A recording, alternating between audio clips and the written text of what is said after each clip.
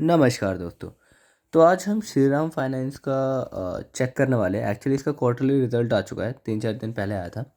तो उसमें कुछ चीज़ें हैं, मतलब एक इंटरेस्टिंग सी लर्निंग मैं बता सकता हूँ आपको, उसके बारे में बताता हूँ। तो क्वार्टरली रिजल्ट्स पे आते हैं श्रीराम फाइनेंस के। यहाँ पे क्लिक करा, हम स्क्रीनर पे चेकआउट कर रहे हैं एवरीथिंग। तो आ चुके हैं हम क्वार्टरली रिजल्ट्स में श्रीराम फाइनेंस के।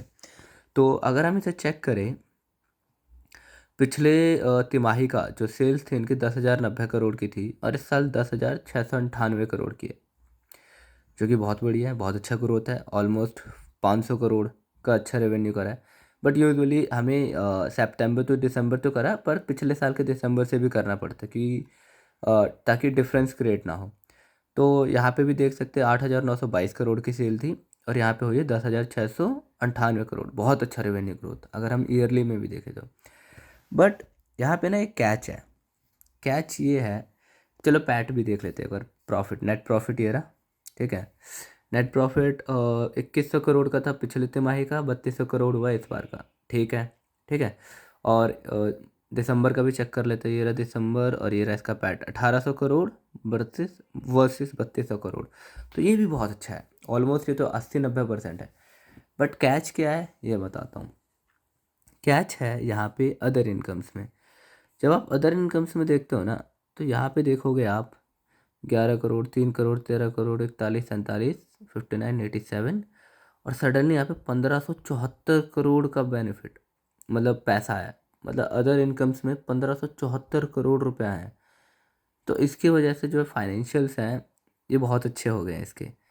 अब क्योंकि ये अदर इनकम में आता है तो इसको हमें एक नॉर्मल वे में लेना पड़ेगा इसके लिए। मतलब अदर इनकम कोई रेगुलर एक्टिविटी तो है नहीं, रेगुलर इनकम तो आ नहीं रही है इससे, तो आप इसे ऐसे नॉर्मली ले सकते हो, ठीक है।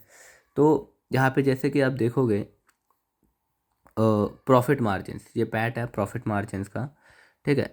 तो इस वक्त है पिछले तिमाही का सितंबर का 29% और इस बार है 27%।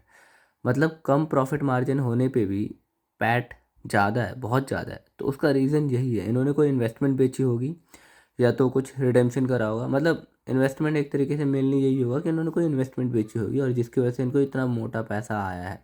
क्योंकि कंपैरिजन करो ना, ये देखो 80 करोड़, 54, 86 और सीधा 1,500 करोड़, कितनी बड़ी चीज़ है। तो इसकी वजह से ये डिफरेंस आ रहा है, ठीक है। और यहाँ पे देखो मार्जिन भी देखो तो 2% से मार्जिन कम है, लेकिन पैट बहुत ज़्यादा बढ़ा हुआ, ऑलमोस्ट 70-80%, ठीक है। दिसंबर टू दिसंबर भी देखोगे तो उस वक्त भी 29% का मार्जिन था, इस बार मार्जिन कम है और पैट ज़्यादा है। तो इसका रीज़न ये है अदर इनकम।